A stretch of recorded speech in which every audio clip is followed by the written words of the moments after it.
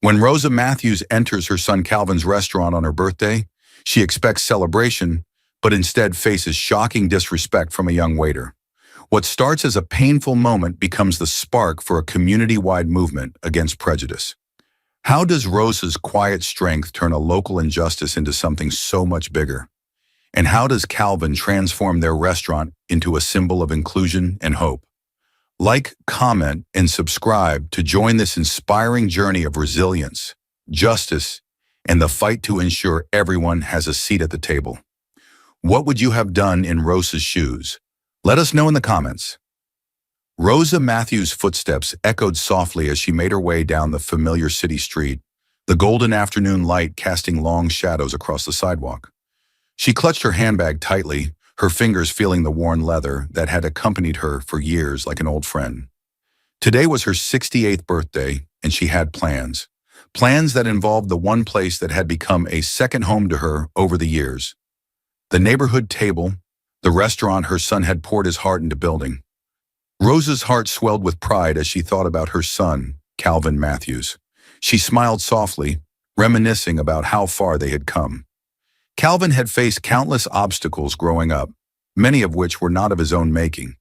Being a young black man in a world that wasn't always kind had meant battling discrimination and prejudice at every turn. But Calvin had never let it break him. He had risen above it, fighting for his place in the world and for his dream of owning a restaurant that would not only serve food, but serve the community. The neighborhood table was more than just a restaurant. It was a symbol of everything they had overcome together. Rosa had been there every step of the way, from the initial idea that Calvin had sketched out on the back of an old receipt to the grand opening where the neighborhood had come together to celebrate. It wasn't just a place for meals, it was a place for people. It was where people from all walks of life, black, white, young, old, could come and feel welcome. Calvin had wanted it to be a haven, and for years it had been just that. Today, Rosa was headed there to celebrate her birthday, expecting a quiet meal and perhaps a surprise from Calvin and his staff. She had visited many times over the years, sometimes with family, sometimes with friends, and occasionally on her own. But each time, she felt a deep connection to the place, a connection that was rooted not only in her love for her son, but in the love she had for her community. The late afternoon sun bathed the street in a warm glow as she approached the restaurant. The outdoor seating area was bustling with patrons, laughing and enjoying the pleasant autumn breeze. She could already smell the inviting aroma of roasted chicken, garlic, and herbs wafting through the air, making her stomach rumble in anticipation. Rosa had always loved the smell of Calvin's cooking. It reminded her of home, of the countless meals they had shared in their small apartment when it was just the two of them against the world. She paused for a moment before entering, gazing at the familiar sign that hung above the door.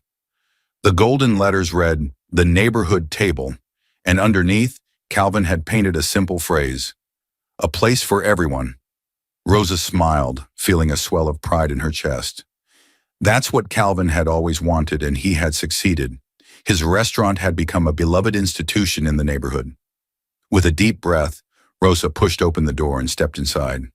The moment Rosa walked through the door, she felt something was off. The usual warm, welcoming atmosphere of the neighborhood table seemed dimmer, more subdued. The familiar clatter of dishes and the murmur of conversation were there. But there was an undercurrent of tension that Rosa couldn't quite place. She glanced around the room, noting a few new faces among the staff. The regulars greeted her with warm smiles and friendly nods. But there were also unfamiliar eyes that lingered on her for a little too long. Rosa felt the slightest prick of discomfort, but she brushed it off. It was, after all, a busy evening. Her eyes landed on a young waiter standing at the counter, a newcomer who seemed preoccupied with a notepad. He was tall, with neatly combed blonde hair and sharp features, but his expression was anything but welcoming. His name tag read Evan Carter. He was new, that much was clear. Rosa had never seen him before. She approached the counter, her heart lit with anticipation, expecting the same warm greeting she had always received when she visited. Smiling, she cleared her throat. "Hello there. I believe I have a reservation for tonight. It's under Matthews." Evan didn't look up. His brows were furrowed, as if the very act of looking at the reservation list was a burden. Without so much as a glance in Rosa's direction, he muttered, "No tables available tonight. We're fully booked." Rosa blinked, the smile on her face faltering. "Oh, I see," she said, her voice still kind, though laced with confusion. "But I made a reservation. My son Calvin owns the place. We spoke yesterday and he said everything was set." Evan's eyes flickered up then, his expression unchanging, but his gaze cold. There was something in his look, something Rosa had seen before, too many times to count. It was a look that told her she wasn't being seen as just another customer. She wasn't being seen at all. "I'm telling you," Evan said curtly, "there's nothing available. We're packed tonight." The dismissive tone hit Rosa like a sudden chill, and her heart tightened with unease. She was no stranger to this kind of treatment, though it had been a long time since she had felt it so blatantly in a place that was supposed to be a refuge. She had grown up in the South during a time when people who looked like her weren't welcome in certain spaces, and while the world had changed in many ways, moments like this reminded her that some things hadn't changed enough. Rosa straightened her posture slightly, determined to keep her composure. She had dealt with worse in her life, far worse. But this was her son's restaurant, the one place where she should never have to feel like she didn't belong. "There must be a mistake," Rosa said, her voice a bit firmer now. "Could you double-check the reservation list?" "My son, Calvin Matthews, confirmed it himself." Evan let out a sigh of impatience, finally lowering his notepad to give her a full look. His eyes traveled over her, taking in her simple dress, her worn purse, and the lines of age on her face. His expression twisted slightly, as if he had made some kind of internal judgment. "Listen," he said, his tone filled with annoyance. "I don't care who your son is. There's no table for you here tonight. Maybe try somewhere else." Rosa's heart sank. The coldness in his words was like a slap in the face. She had come here expecting warmth, expecting to celebrate with the people who had come to feel like family, and instead, she was being turned away as if she didn't belong. She stood there for a moment, stunned into silence. The memories of past indignities came rushing back. Times when she had been told in no uncertain terms that she wasn't welcome, that she didn't belong. It was a feeling she thought she had left behind years ago, but here it was again, rearing its ugly head in the one place she had never expected to find. Rosa drew a breath, steadying herself. "I've been coming here since the day this place opened," she said, her voice quiet but firm. "I know everyone who works here. My son worked hard to make this a place for everyone. I don't think he would be very happy to hear that you're turning his own mother away." Evan crossed his arms over his chest, his smirk widening into something more mocking. "Like I said," he sneered, "there's no place for you here. You can either leave now or wait around, though I doubt you'll get anywhere." The sting of his words hit Rosa harder than she expected. She felt the heat rising in her cheeks, not from embarrassment, but from a deep, simmering anger. This wasn't just a mix-up or a mistake. This was something far more familiar, a quiet, insidious type of discrimination that Rosa had spent her entire life fighting against. Her instinct was to walk out, to leave and never return. But then she thought of Calvin. She thought of everything he had worked for, everything they had built together, and she knew she couldn't just walk away. Not this time. "I think I'll wait," Rosa said calmly, though her voice carried a quiet strength that hadn't been there before. "And while I do, I'd like to speak with the manager." Evan's smirk faltered, but only slightly. He gave a careless shrug. "Suit yourself," he muttered, disappearing into the back to fetch the manager. Rosa stood at the counter, her heart still racing. She could feel the eyes of the other patrons on her now, their whispers barely audible above the clinking of silverware. Some of them looked curious, others uncomfortable. She hated being the center of attention like this, but she knew she couldn't back down. Not when it was her dignity on the line and her son's reputation. As she waited, the memories continued to swirl in her mind. Memories of long-ago slights, of being treated like she didn't matter. She had always prided herself on her ability to rise above it, to carry herself with dignity no matter how she was treated. But this felt different. This was Calvin's place. This was supposed to be their place. The minutes ticked by, each one feeling like an eternity as Rosa waited by the counter. The murmurs in the restaurant grew quieter as the patrons resumed their meals. though a few glances continued to dart in her direction. She was no stranger to those kinds of looks. She had felt them all her life. But standing here now in the restaurant her own son owned, those looks felt sharper, more painful. Finally, the door to the kitchen swung open, and Clint Davis, the restaurant's middle-aged manager, appeared. His brow was furrowed, clearly unsure of what he was walking into. But the moment his eyes landed on Rosa, recognition dawned on his face. His stiff posture immediately relaxed, and his lips parted in surprise. "Mrs. Matthews," Clint said, hurrying over with an apologetic smile.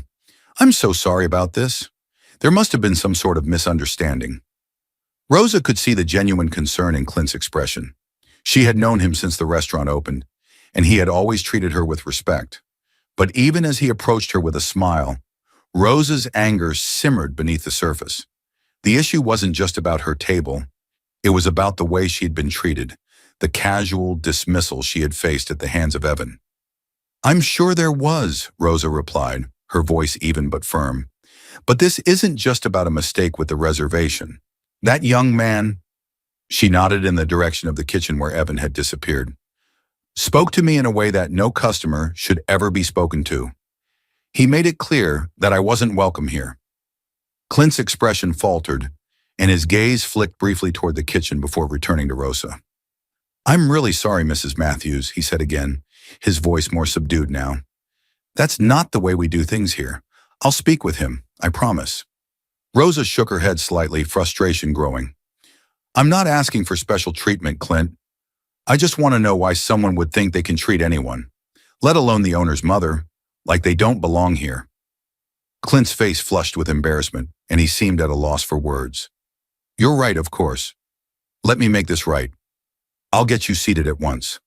Rosa didn't move from her spot. She knew Clint meant well, but she also knew that simply getting her a table wasn't enough. The problem wasn't just that Evan had denied her a seat. It was the deeper issue of why he had felt comfortable treating her the way he had. "This isn't just about a table," Rosa said, her voice soft but firm. "It's about something bigger than that."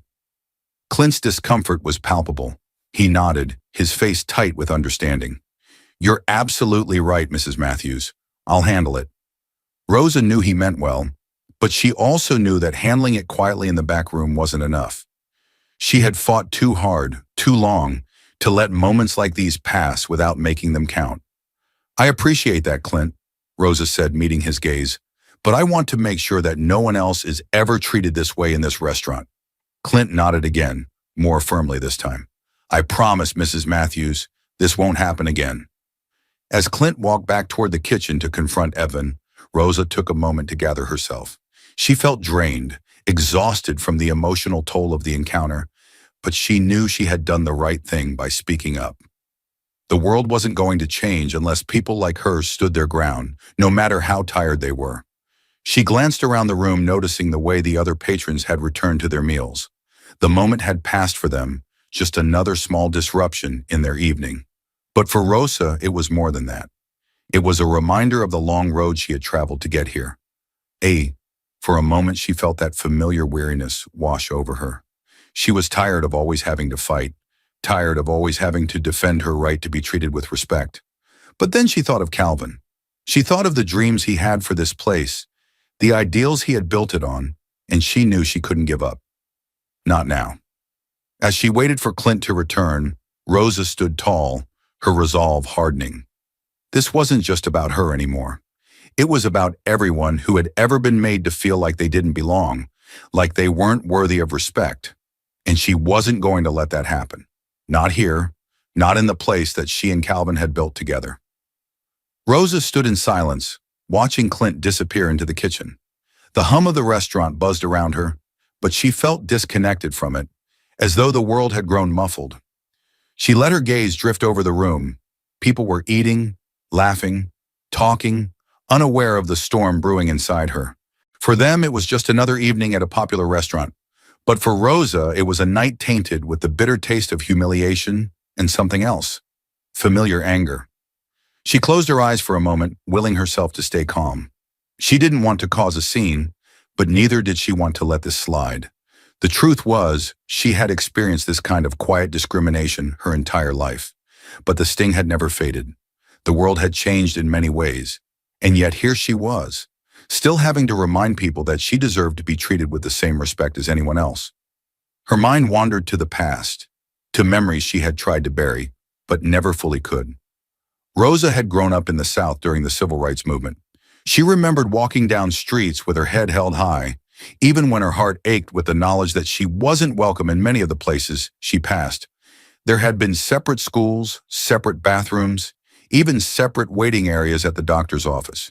She had learned from a young age that the world saw her differently, that it didn't always see her at all, and yet she had never let it break her. She had raised Calvin to believe in his worth, to never let the world tell him he was less than anyone else.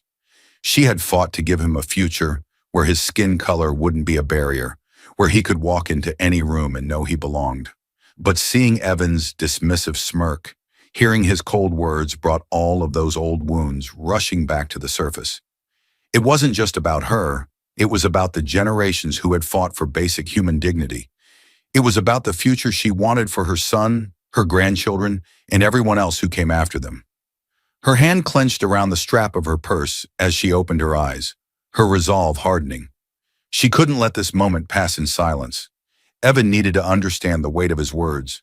People needed to understand that this kind of behavior couldn't be tolerated, not in a place like the neighborhood table, not anywhere. Clint reappeared from the kitchen, a grim expression on his face. Behind him, Evan trailed reluctantly, his posture stiff with defiance. Rosa could tell from the way he stood that he wasn't sorry. Not really. He hadn't learned anything. He didn't believe he had done anything wrong. "Mrs. Matthews," Clint began, his voice overly polite, "I spoke with Evan, and he'd like to apologize for the misunderstanding." Rosa's eyes flicked to Evan, who stood there, arms crossed over his chest, his mouth twisted in what could barely pass for a remorseful expression. "I'm sorry," Evan said, the words mechanical, devoid of any real emotion. "I didn't know you were the owner's mother." There it was, the reason behind the apology. Not because Evan had realized he had acted disrespectfully, not because he understood the hurt he had caused, but because he had insulted the wrong person. Someone connected. Rosa's lips tightened. "It shouldn't matter who I am," she said, her voice calm but laced with steel. "It shouldn't matter if I'm Calvin's mother or a stranger off the street. The way you treated me, the way you spoke to me, is unacceptable, and it's not just a misunderstanding." Evan's eyes flickered, his face hardening with annoyance. He hadn't expected to be challenged further. In his mind, the matter should have been settled by now. Clint shifted uncomfortably, glancing between Rosa and Evan. "Mrs. Matthews, we deeply regret what happened," he said carefully. "I'll make sure this doesn't happen again." Rosa held Clint's gaze for a moment, seeing the sincerity in his eyes. He meant well, she knew that, but he wasn't the one who needed to learn this lesson. Evan was. "And what happens now?" Rosa asked, her voice cutting through the tension in the air. "What will you do to ensure that this place, the place my son built to be inclusive and welcoming, doesn't become a place where people are treated with disrespect?" Clint opened his mouth to respond, but it was Evan who spoke first. "Look," Evan said, his voice rising in frustration, "I already apologized. What more do you want?" Rosa's heart beat faster, but she kept her face impassive. She had faced worse than a disrespectful waiter in her life. But it wasn't about this one moment. It was about the patterns she had seen over and over again. The assumption that people like her didn't belong, that they could be pushed aside and treated as less.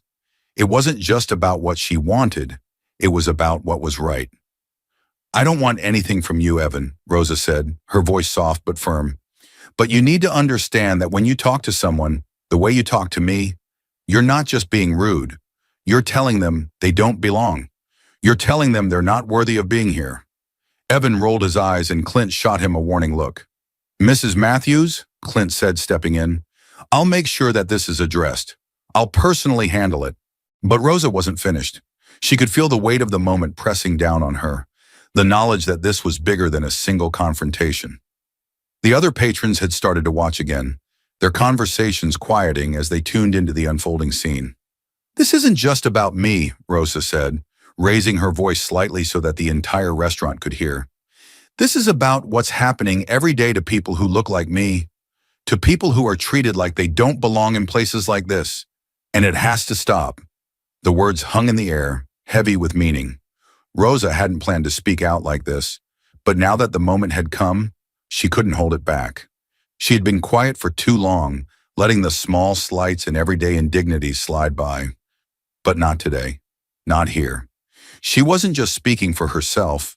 She was speaking for everyone who had ever been made to feel invisible, everyone who had been denied their place at the table. Evan looked increasingly uncomfortable, his face reddening as he realized how many eyes were on him.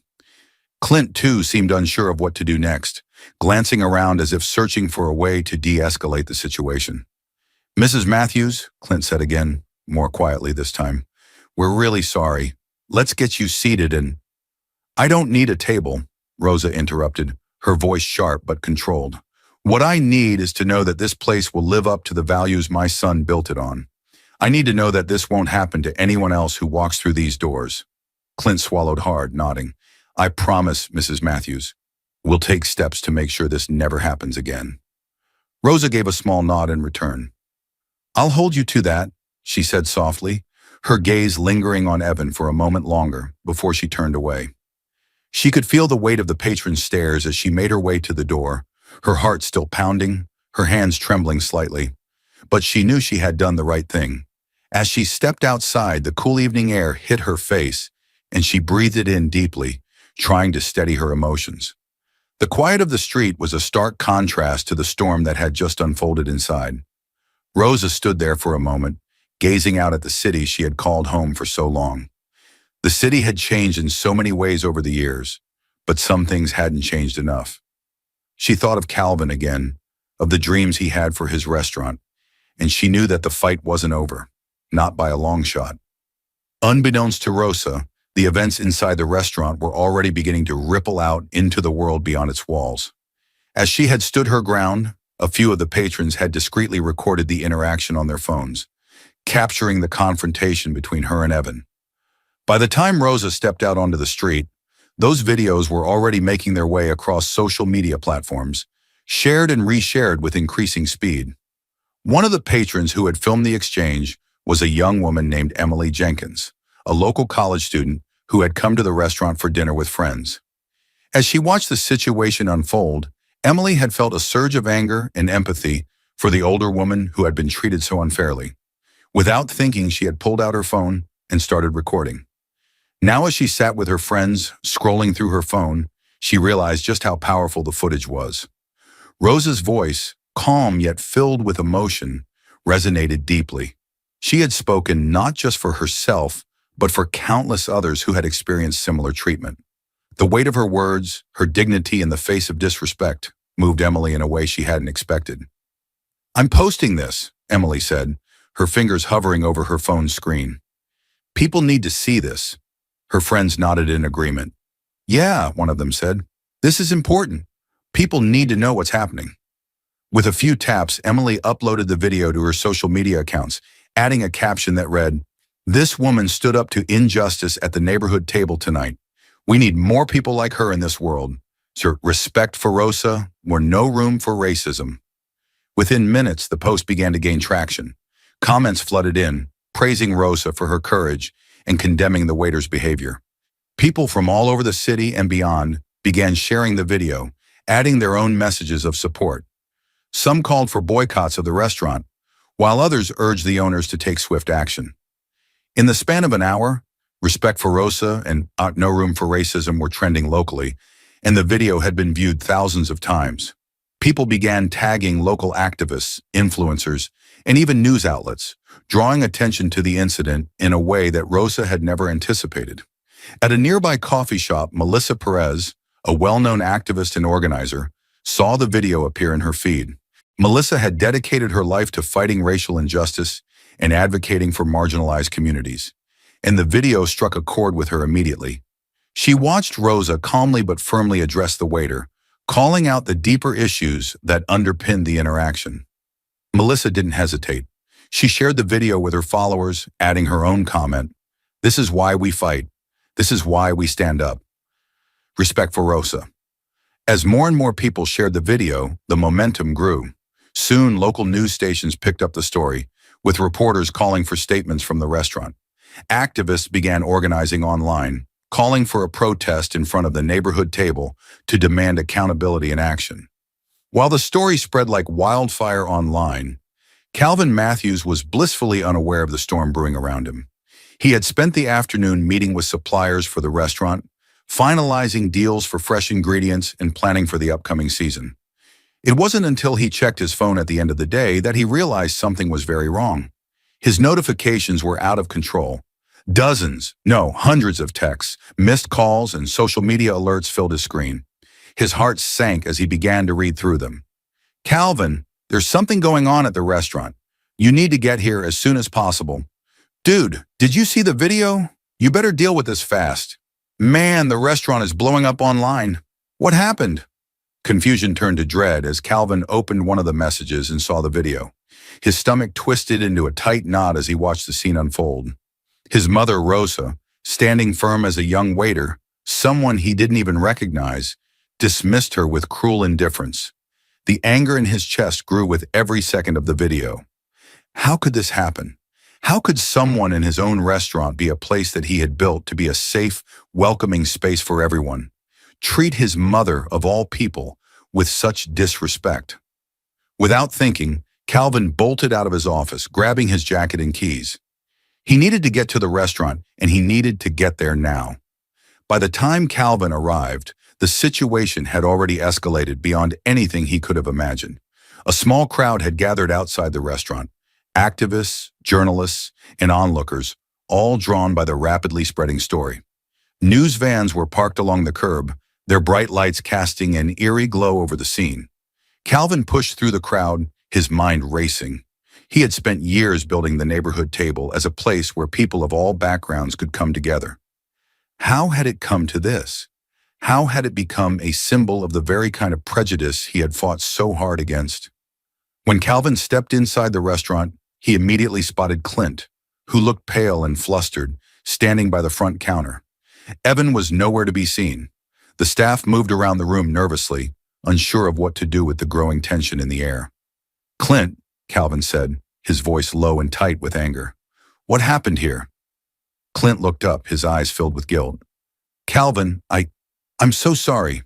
Your mother, there was a misunderstanding with one of the new waiters. Evan, he didn't realize who she was and..." Calvin's jaw clenched, his teeth grinding together. "It doesn't matter who she is," he snapped. "She's a customer. She's a human being. How could you let this happen?" Clint swallowed hard, looking down at the floor. "I'm sorry," he repeated. "I talked to Evan, but he didn't take it well. He just doesn't seem to get it." Calvin's eyes darkened as the anger in his chest boiled over. "Where is he now?" "He's in the back," Clint said, glancing toward the kitchen. I was about to send him home." Calvin nodded sharply, his mind made up. "He's not going home. He's fired." Without another word, Calvin marched toward the kitchen, his fists clenched tightly at his sides. He couldn't believe this had happened, in his own restaurant, to his own mother. As soon as Calvin entered the kitchen, he spotted Evan leaning against a counter, his face still twisted with a mixture of defiance and irritation. "You," Calvin said, his voice icy. Evan looked up, his smirk fading slightly as he registered the look on Calvin's face. "What's the problem now?" Evan muttered, though his voice lacked the same arrogance it had carried earlier. "The problem is that you don't belong here," Calvin said coldly. "You're fired. Get your things and leave." Evan's eyes widened in shock, his mouth opening to protest. "Wait, what? You're firing me? Over some misunderstanding?" "This wasn't a misunderstanding," Calvin snapped. "You disrespected my mother. You disrespected one of our most loyal customers. And from what I hear, you've been treating people like they're less than you from the moment you started working here." Evan sputtered, his face turned red. "That's not fair. I didn't know." "You didn't have to know," Calvin said, his voice cutting through Evan's excuses.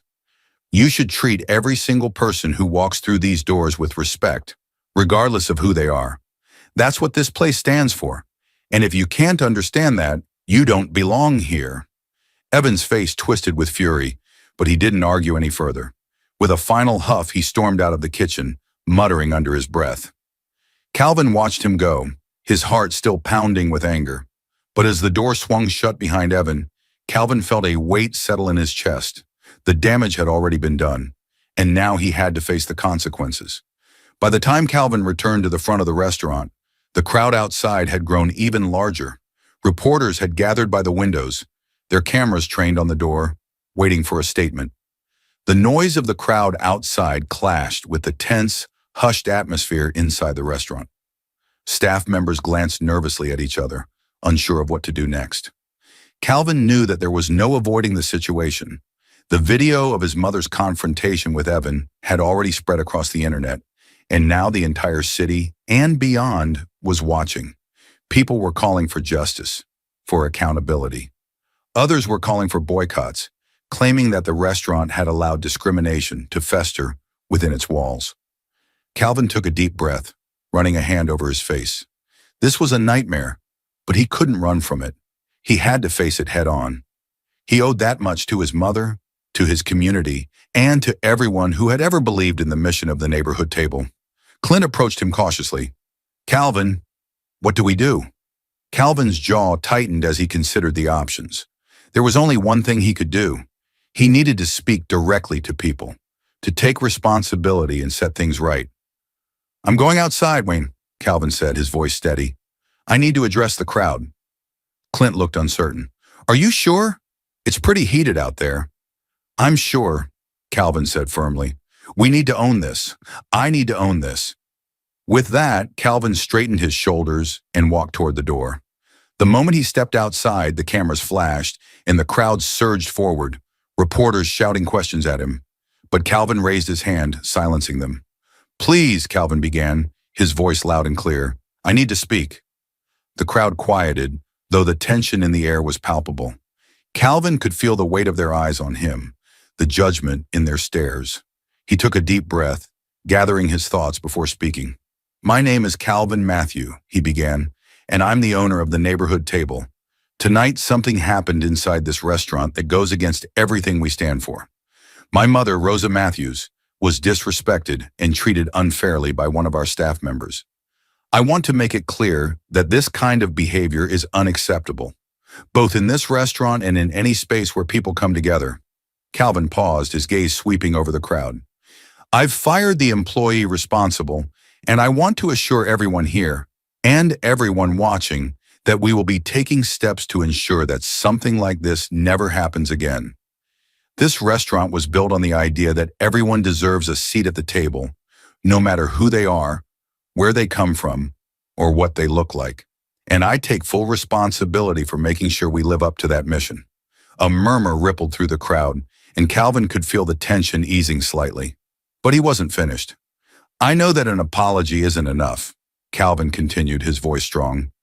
"Actions speak louder than words. That's why, starting immediately, we will be implementing mandatory diversity and inclusion training for all of our staff. We will work with community leaders and activists to create a safe, welcoming environment for everyone who walks through our doors. This restaurant is for the people, and I promise that we will do better." The crowd listened intently, their expressions a mix of relief and hope. Calvin could see that his words were resonating with them, but he also knew that actions would be the real test. "This isn't just about one incident," Calvin said, his voice filled with emotion. "It's about changing the culture, here and everywhere. We need to do better as a community, and I'm committed to being part of that change." As Calvin finished speaking, the crowd erupted into applause. It wasn't the wild, raucous applause of celebration. It was the steady, determined applause of a community that was ready to move forward together. Calvin stepped back, his heart still pounding, but a sense of relief beginning to settle over him. He had done what he needed to do. Now it was time to back up his words with action. As the applause faded and the crowd began to disperse, Calvin stood at the entrance of the neighborhood table, feeling both drained and uplifted. The night had been long, and though he had taken the first steps toward making things right, the weight of responsibility still pressed heavily on his shoulders. This was only the beginning. The crowd outside was thinning, but Calvin could still see a few journalists lingering, their cameras now lowered. They exchanged hushed words, perhaps waiting for more updates, maybe planning their next headlines. He caught glimpses of patrons, some who had been inside the restaurant when the incident occurred, leaving with expressions that ranged from quiet contemplation to clear approval of the stand he had taken. Calvin's phone buzzed again in his pocket, but this time he ignored it. The whirlwind of calls and notifications would have to wait. For now, he had only one person on his mind: his mother. Where had she gone? Pushing through the remaining reporters and well-wishers, Calvin re-entered the restaurant, the door closing behind him with a quiet thud. Inside, the atmosphere was more subdued, the staff cleaning up the remnants of a disrupted dinner service. The murmur of conversations was softer now, the tension that had filled the room earlier still lingering like the faint scent of garlic and rosemary in the air. "Has anyone seen my mom?" Calvin asked, his voice low but urgent, as he approached the hostess stand where Maya, one of his longest-serving employees, was helping a customer settle their bill. Maya glanced up, her face filled with concern. "She stepped outside about 20 minutes ago. She seemed upset but calm," she said gently, offering Calvin a sympathetic smile. Calvin thanked her and hurried back toward the side exit, stepping into the cool evening air. It took only a moment to spot Rosa. She was sitting on a bench just a few feet from the restaurant's entrance, her back straight, her hands folded neatly in her lap. There was a certain grace in the way she held herself, even now, dignified and strong, but undeniably weary. For a moment, Calvin simply stood there watching her. His heart swelled with a mix of emotions: gratitude, guilt, pride, and an overwhelming sense of love. This woman, his mother, had been his rock for as long as he could remember. She had faced so many battles in her life, had carried the weight of their world on her shoulders, and had never once faltered. Now it seemed like she was carrying the weight of his world too. Calvin slowly made his way over to her and sat down beside her on the bench. For a few moments they sat in silence, listening to the distant hum of the city. Rosa's hands remained folded in her lap, but Calvin could see the slight tremor in her fingers, a sign of the emotional toll the night had taken. "I'm sorry, Mama," Calvin finally said, his voice quiet, thick with emotion. "I'm so sorry this happened. I had no idea." "Stop that, baby," Rosa interrupted softly, turning her head slightly to look at him. Her eyes were calm but filled with a sadness Calvin hadn't seen in a long time. "This isn't your fault. It's the world we live in." "But it is," Calvin insisted, his voice shaking. "It happened in my restaurant, Mama. The one place where I promised it wouldn't happen. The one place I thought I had control over." Rosa sighed, her gaze returning to the street in front of her. The headlights of passing cars glinted off the sidewalk, casting fleeting shadows that danced across their feet. "We can't control everything, Calvin," she said, her voice low and steady. "The world is bigger than us. And even in places like the neighborhood table, we're still fighting the same battles. The important thing is that you're doing something about it. You're not letting it slide." Calvin looked down at his hands, his fingers gripping the edge of the bench. He had spent years building the neighborhood table into a place of inclusion, a place where people from all backgrounds could come together and share in something good. It was supposed to be a beacon of hope, a symbol of progress. Yet tonight had shown him that the fight for justice wasn't something that could ever truly be won. Not completely. It was a constant, ongoing battle. "Do you think I did the right thing?" Calvin asked quietly. "Firing Evan, addressing the crowd. I mean, I know I had to, but—" "You did the right thing," Rosa said firmly, turning to face him again. "You didn't let that boy get away with what he did. You stood up for what's right, and you made it clear that this kind of behavior won't be tolerated here. That's more than most people do." Calvin nodded, though he still felt the weight of doubt gnawing at him. He had taken action, but was it enough? Would it be enough to fix what had been broken, not just tonight, but in the hearts of the people who had witnessed the incident?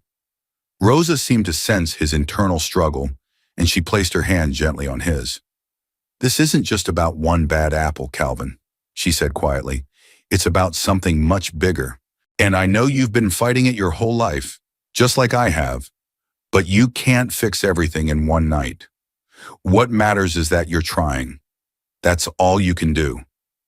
Calvin swallowed the lump in his throat, the words hitting him hard. His mother had always been a pillar of strength, but she had also lived through more injustice than he could ever imagine. If she could find peace in the face of all that, then maybe he could too. "Thanks, Mama," he whispered, his voice cracking slightly. I just don't want to let you down." Rosa smiled softly, her eyes glistening in the dim streetlight. "You've never let me down, Calvin. Not once." The following morning, Calvin woke up to find that the story had taken on a life of its own. What had started as a single video shared by a few patrons had exploded into a citywide and even national conversation. News outlets were covering the incident, and the hashtags #, respect for Rosa, and #, no room for racism were trending on social media. People from all walks of life were chiming in, offering their support for Rosa and their outrage at the way she had been treated. But not all the responses were positive. Calvin scrolled through the comments on the restaurant's social media pages, feeling his heart sink. For every message of support, there was a counter-argument, an accusation that he had acted too quickly, that he had overreacted by firing Evan on the spot.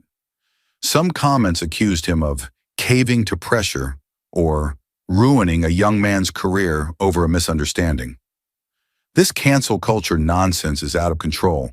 People can't even make mistakes anymore without getting fired. Way to destroy a guy's life for nothing. Pathetic. What happened to giving people a second chance? Calvin felt the familiar knot of frustration and anger forming in his chest as he read through the vitriol. He had expected backlash.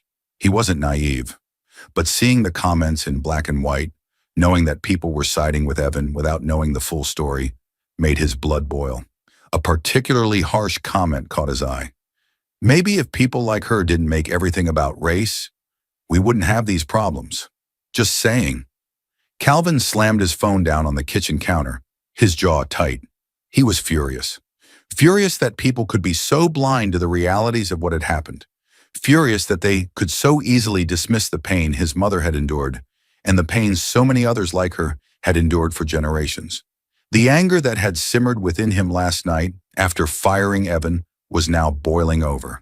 He wanted to scream, to shout at the people who didn't understand, who didn't care to understand. But he knew that shouting into the void wouldn't fix anything. It wouldn't change the minds of those who had already decided what they wanted to believe. He needed to be strategic. After taking a few deep breaths, Calvin grabbed his phone again and opened his email. There were countless unread messages, media inquiries, local activists offering their support, restaurant patrons sharing their experiences, but one in particular caught his eye. It was from Melissa Perez, the activist whose tweet had helped amplify the video in the first place. "Calvin, I know things are overwhelming right now, but I wanted to reach out and offer my support. You did the right thing, and your mother is an inspiration to so many people. I've been in touch with several other local business owners, and we're planning a community event to address what happened.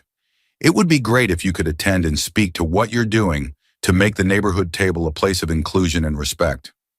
Let me know if you're interested. We're all behind you." Best, Melissa. Calvin read the message twice, feeling a sense of relief wash over him. Melissa was right. He wasn't alone in this. There were people who understood, who wanted to stand with him and make things better. Maybe he couldn't fix everything on his own, but he didn't have to. There were others who were just as committed to fighting for justice, and together they could make a difference.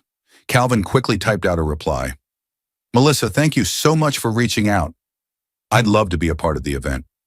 Let's work together to make sure this never happens again, not just at the neighborhood table, but in any space where people deserve to feel safe and respected." Best, Calvin. He hit send and set his phone down again, feeling a renewed sense of purpose. There was still work to be done, both at the restaurant and beyond, but at least now he had a path forward. He wasn't just reacting to what had happened. He was taking control of the narrative and pushing for real change. While Calvin worked on handling the public fallout, Rosa retreated to the quiet of her home, seeking refuge from the storm of attention swirling around her. The past 24 hours had been overwhelming, to say the least. She had never asked to be in the spotlight, never wanted to be a symbol for anything other than her own life's work. But now it seemed like the world had placed her on a pedestal, and she wasn't sure how she felt about that. Rosa sat at her kitchen table, her hands wrapped around a steaming cup of tea.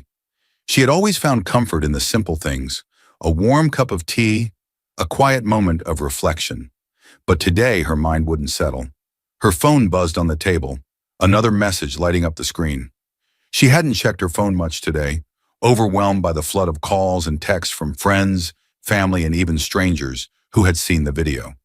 They were all saying the same thing, how proud they were of her, how courageous she had been to stand up for herself. But Rosa didn't feel courageous. She felt tired. She had spent her whole life fighting in one way or another, fighting for respect, fighting for her family, fighting to carve out a place in a world that had never fully accepted her. She had thought that maybe by now, those battles would be behind her, that maybe at this stage in her life, she could finally rest. But the world had a way of reminding her that the fight was never truly over. Rosa's thoughts drifted back to that moment in the restaurant, the cold, dismissive look in Evan's eyes, as he had told her she didn't belong. It wasn't the first time she had seen that look, and she doubted it would be the last, but it had hurt more this time, because it had happened in a place she had thought was safe, a place her son had built with love and care, with the intention of creating a welcoming space for everyone. But maybe that was the lesson. Maybe safety, true safety, wasn't something that could ever be guaranteed. Not fully. The world was unpredictable, and the fight for justice, for equality, for respect was ongoing. It didn't end with one victory or one act of courage. It was a lifetime commitment. Rosa sighed, setting her tea down on the table. She wasn't sure if she had the energy for it anymore. The constant vigilance, the constant fight. She had done her part, hadn't she? She had raised Calvin to be a good man, to be someone who stood up for what was right. Wasn't that enough? Her phone buzzed again, and this time she picked it up, her eyes scanning the latest message. It was from her sister, Carol, who lived in another state, but had always kept in touch. Rosa, I saw the video. I just want you to know how proud I am of you. You've always been the strongest person I know, and this just proves it. You did what so many people were afraid to do. You stood up for yourself. You're an inspiration, sis. Love you. Carol Rosa smiled softly, her heart warming at her sister's words. Carol had always been her biggest supporter, always the one to remind her of her strength when she doubted it. Maybe that was the point, Rosa thought as she set her phone down. Maybe it wasn't about fighting every battle or winning every fight. Maybe it was about showing up, doing what needed to be done, and then trusting that the people you had raised, the people you had inspired, would carry the torch forward.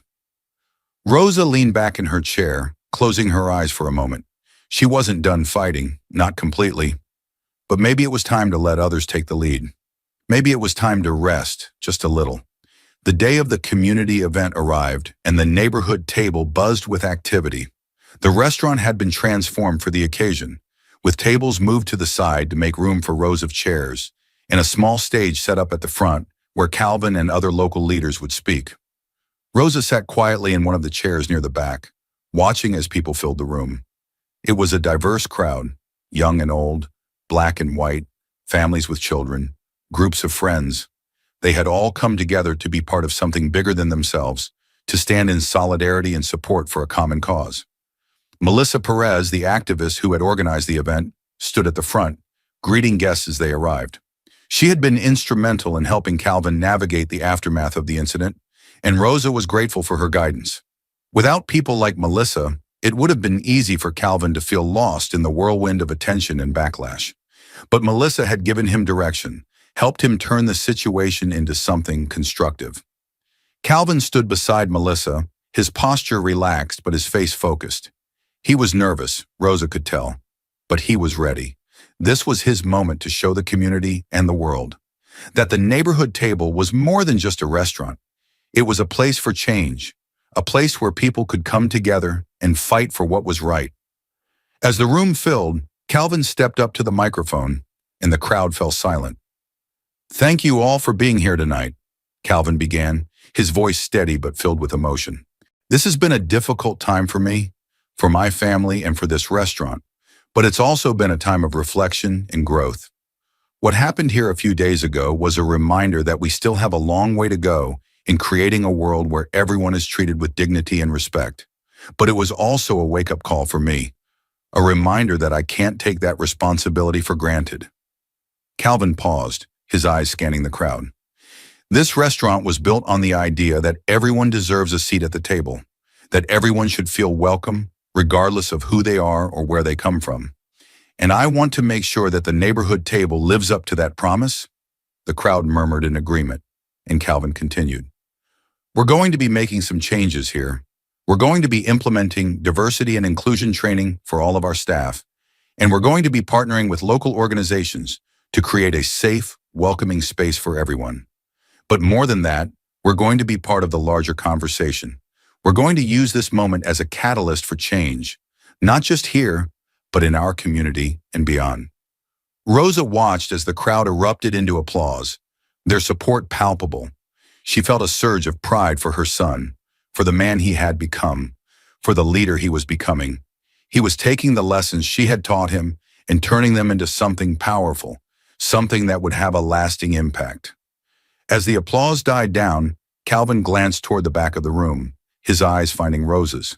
He smiled a small, grateful smile, and she smiled back, her heart full. The fight wasn't over. Rosa knew that. But for the first time in a long time, she felt like she could step back, even just a little, and let others carry it forward. She had done her part. And now it was time to watch her son and the community around him take the lead. After the community event, the neighborhood table entered a new phase. The restaurant had always been about more than just food, but now it had become a symbol, both for the progress that had been made and the work that still needed to be done. Calvin knew that while the public rally had helped shift the conversation in the right direction, real work was just beginning. He had promised change, and now he had to deliver. In the days that followed, Calvin and his team worked tirelessly to implement the new policies he had announced. Diversity and inclusion training became a top priority.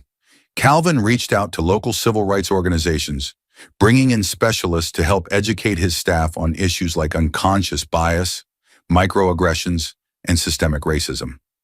The sessions were intense and emotional, but necessary. For the first session, the staff gathered in the dining area, the same place where customers would normally sit. The tables had been pushed to the side, and a projector was set up at the front, casting slides onto a makeshift screen. Dr. Linda Franklin, a professor of sociology and a longtime advocate for racial justice, stood at the front of the room, her eyes scanning the faces of the restaurant's employees. This isn't just about learning how to treat customers better, Dr. Franklin began, her voice calm but authoritative. This is about unlearning behaviors and attitudes that many of us have carried with us for years, without even realizing it. Biases don't always come in the form of overt racism. They show up in subtle ways that can make someone feel invisible, unwelcome, or less than. The room was silent, the staff listening intently. Calvin stood near the back, his arms crossed over his chest, his heart heavy with the knowledge that this training was long overdue. He had always prided himself on creating an inclusive space, but the incident with Evan had shown him that good intentions weren't enough. True inclusivity requires constant work, vigilance, and openness to learning. Let's start with a simple exercise, Dr. Franklin said, clicking through to the next slide. I want everyone to think about a time when they felt excluded. It could be for any reason: your race, your gender, your age, your background. Think about how that moment made you feel. As the staff reflected, Calvin noticed the way their expressions shifted, their brows furrowing in thought. It was clear that some of them were uncomfortable, but that was the point. Growth didn't happen in comfort. After a few minutes, Dr. Franklin continued. Now imagine that feeling every day. Imagine walking into a room and knowing that, without saying a word, someone has already decided who you are, what you're worth, based on nothing more than the color of your skin, or the clothes you're wearing, or the way you speak. The silence in the room deepened, the weight of her words sinking in. Calvin glanced at Maya, who sat near the front, her eyes cast down, her fingers fidgeting in her lap. Maya had been with the neighborhood table since the beginning, and she was one of the most dedicated employees Calvin had ever had. But even she wasn't immune to bias. He remembered a conversation they had had years ago after a particularly difficult day when a customer had made an insensitive comment about her accent. Maya had shrugged it off at the time, saying it didn't bother her, but Calvin now realized that she had likely been carrying the weight of those small slights for years. "I want all of you to understand that this is a process," Dr. Franklin said. "We're not going to change the world in one session. But the important thing is that we start. We open our eyes to ways we can do better, and we commit to that change every single day." When the session ended, the room was quiet, the staff deep in thought. Some lingered, chatting quietly among themselves, while others left quickly, eager to process what they had learned in their own time. Calvin stayed behind talking with Dr. Franklin and thanking her for her work. "It's a good start," she said, smiling at Calvin. "But like I said, this is just the beginning. You're on the right path, but there's still a long way to go." Calvin nodded. "I know. I just hope we can rebuild the trust that was broken." Dr. Franklin placed a hand on his shoulder, her smile warm but firm. "You will. It's going to take time, but you will. The fact that you're willing to do the work means more than you know."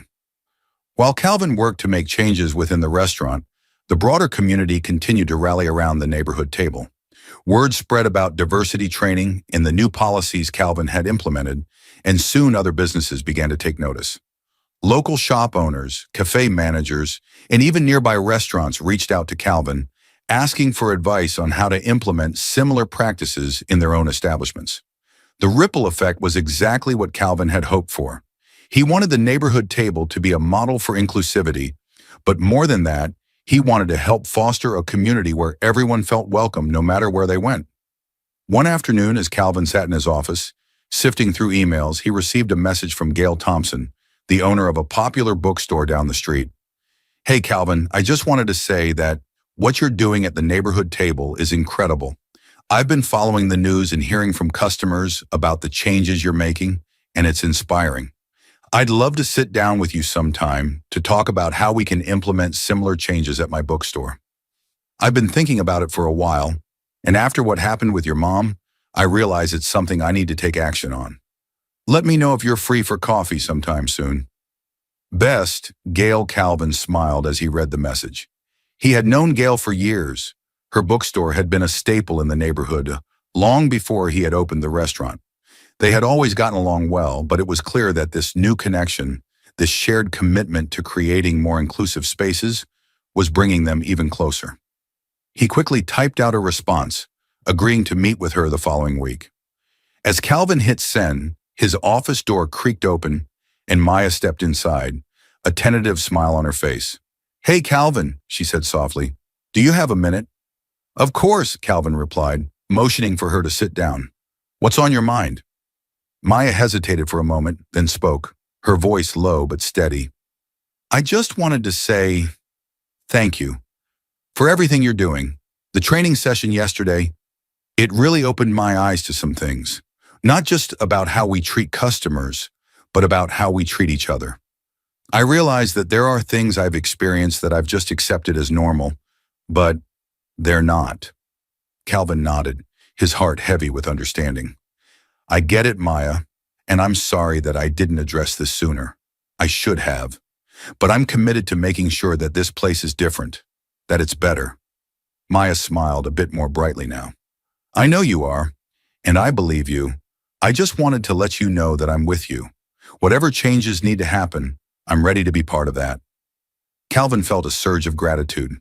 Maya had always been loyal, but hearing her express her commitment to the restaurant's new mission made him feel like they were truly on the right path. "Thanks, Maya," he said, his voice filled with sincerity. "It means a lot to hear that." As Maya left the office, Calvin felt a renewed sense of purpose. He had always known that this wasn't a battle he could fight alone, and now he knew that he didn't have to. His staff, his community were with him. As the neighborhood table continued to grow and evolve, Rosa watched from the sidelines, proud of her son, but also feeling the weight of years spent fighting for the same causes. She had always known that Calvin was special, that he had the strength and determination to make a difference in the world. But seeing him take such an active role in creating real change filled her with a sense of peace she hadn't felt in years.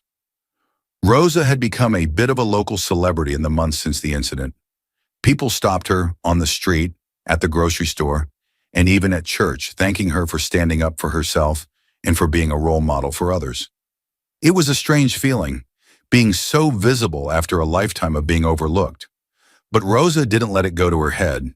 She knew that she hadn't done anything special. She had simply spoken the truth. And sometimes that was enough. One afternoon, Rosa sat on the porch of her small house, sipping sweet tea and watching the neighborhood kids ride their bikes down the street. It was a warm, breezy day, the kind of day that made her think of summers spent with her sister Carol, playing on the dirt roads of their old hometown. As Rosa relaxed into her chair, a familiar car pulled up to the curb, and Calvin stepped out, his face lit with a smile. He had been busy lately, busier than ever, it seemed, but he always made time to visit her at least once a week. "Hey, Mama," Calvin said as he walked up the porch steps, leaning down to kiss her cheek. "How are you?" "I'm good, baby," Rosa replied, her smile soft. "Just enjoying this beautiful day." Calvin sat down beside her, letting out a deep breath as he settled into the chair. "I needed this," he said, glancing over at his mother. "Things at the restaurant have been intense." Rosa chuckled softly, knowing exactly what he meant. "You've got a lot on your plate, but you're handling it just fine." Calvin ran a hand over his face, his expression thoughtful. "I hope so. It's just, there's so much pressure, you know? I want to get it right. Not just for me, but for the community, and for you." Rosa reached over and took his hand, her touch gentle but firm. "Calvin, you've already made me proud. You've made this whole community proud. What you're doing, it matters. And I know it feels like a lot right now, but you're not alone in this." Calvin smiled, his eyes filled with gratitude. "Thanks, Mama. That means more than you know." They sat in comfortable silence for a while, watching the kids play in the street, the breeze rustling the leaves in the trees overhead. Rosa could feel the weight of the years lifting, just a little, knowing that the fight for justice was being carried forward by her son and by so many others like him. As the sun began to dip lower in the sky, Calvin turned to her again, his expression serious. "Mama, I've been thinking about something." "What's that?" Rosa asked, curious. "I want to start a foundation," Calvin said slowly, as if he had been mulling over the idea for some time. "Something that focuses on creating inclusive spaces in businesses and communities. I want to help other places do what we've been doing at the restaurant, implementing diversity training, fostering dialogue, creating a culture of respect. I want to call it Rosa's Table, in your honor." Rosa's heart swelled, her chest tight with emotion. She hadn't expected this. She hadn't expected to become a symbol of anything, let alone a foundation that would help create the kind of world she had always dreamed of. "Calvin," she whispered, tears welling in her eyes, "you don't have to do that." "I want to," Calvin said firmly, his voice filled with conviction. "You've always been the one who taught me to stand up for what's right. You showed me that we all deserve a seat at the table. I want your legacy to live on, not just in this community, but everywhere." Rosa wiped her eyes, her heart full. "I don't know what to say." "You don't have to say anything," Calvin replied, smiling. "Just know that everything I do, it's because of you." Rosa nodded, unable to find the words to express how much his gesture meant to her. She had spent her life fighting for a place at the table, for herself and for her family. And now, thanks to her son, her legacy would continue, helping others find their place too. Months later, the neighborhood table held a grand reopening event, celebrating the changes that had been made and the impact the restaurant had had on the community. The diversity training programs had become a cornerstone of the restaurant's mission, and the Rosa's Table Foundation was already making waves, partnering with local businesses and national organizations to promote inclusivity and respect. The event was packed, with people from all over the city coming to celebrate the new era of the neighborhood table. The walls of the restaurant had been decorated with photos of the community, and in the center of the room, A new mural had been unveiled, a vibrant, colorful painting of a long table, surrounded by people of all backgrounds, sharing a meal together. Rosa stood near the back of the room watching as Calvin took the stage to address the crowd. His voice was strong and confident, and as he spoke, Rosa felt a sense of pride that she couldn't put into words. This restaurant was built on the idea that everyone deserves a place at the table, Calvin said, his voice carrying across the room. And thanks to all of you, our staff, our customers, our community, that idea has grown into something bigger than I ever imagined. We've faced challenges, but we've come out stronger. And now with the Rosa's Table Foundation, we're going to take that mission even further. Together, we can create a world where everyone feels seen, heard, and respected. The crowd erupted into applause, their support palpable. Rosa smiled, her heart full as she looked around the room. This was more than just a restaurant. It was a movement that had started with a single act of courage and had grown into something that would touch countless lives. As the event continued, people came up to Rosa, thanking her for being an inspiration, for standing up when it mattered most. Rosa accepted their gratitude with grace, though she still felt a bit uncomfortable with all the attention. She had never seen herself as a hero. She had just done what needed to be done. But if her actions had helped others find their voice, then she was grateful. As the night wound down, Calvin came to stand beside her, his eyes filled with pride and love. "We did it, Mama," he said quietly. "We really did it." Rosa smiled, her heart swelling with emotion. "Yes, we did." Together they stood in the center of the bustling restaurant, watching as people from all walks of life shared food, laughter, and stories. It was exactly what Rosa had always dreamed of, a world where everyone had a place at the table. And as the evening faded into night, Rosa felt a deep sense of peace. The fight wasn't over, but for the first time in a long time, she knew that it was in good hands. Her son and her community would carry it forward. Her legacy would live on. The months following the grand reopening of the neighborhood table flew by in a whirlwind of progress and reflection. Calvin had thrown himself into his work at the restaurant, and with the Rosa's Table Foundation, which had quickly gained momentum across the city and beyond.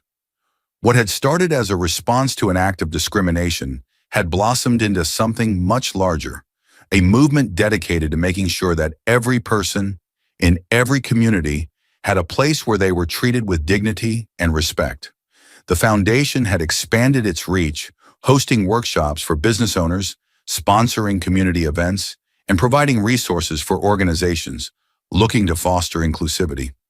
Calvin had found himself traveling more often than he expected, speaking at conferences, meeting with leaders from different cities, and helping other communities create their own versions of Rosa's Table. Each time he spoke about the mission, his mother's name and strength were at the forefront of his words. Rosa, for her part, had embraced her new role as both the namesake and inspiration for the foundation. Though she had initially been hesitant about all the attention, she had come to see it as an opportunity to make sure that the struggles she had faced throughout her life were not in vain. People looked to her for guidance, for wisdom, and she gave it humbly, knowing that her experiences were part of a much larger story. The story of countless others who had been overlooked, disrespected, or silenced.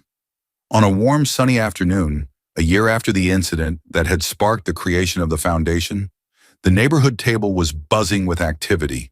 It was a special day, a celebration of the foundation's one-year anniversary, and a day to reflect on all that had been accomplished. The restaurant was hosting an event that brought together members of the community, local business owners, and leaders from across the country who had joined the cause. Inside the restaurant, the tables were packed with people, some laughing, some deep in conversation, but all united by a shared commitment to making their communities better. The room was filled with the scent of fresh bread, roasted vegetables, and Calvin's famous fried chicken, a dish that had become a staple of the neighborhood table's menu, much to the delight of regular customers. Rosa sat at a table near the window, looking out at the crowd. Her heart swelled with pride as she watched Calvin move through the room, shaking hands and stopping to chat with guests. He had grown into a leader in ways she hadn't imagined, and the foundation was a testament to his vision, his resilience, and his dedication to creating a world where no one had to fight for their place at the table.